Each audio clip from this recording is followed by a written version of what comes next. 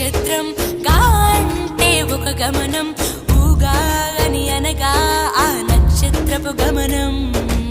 ఊగాది అనగా నక్షత్ర గమనాన్ని లెక్క కట్టడం ప్రారంభించిన రోజు అని అర్థం.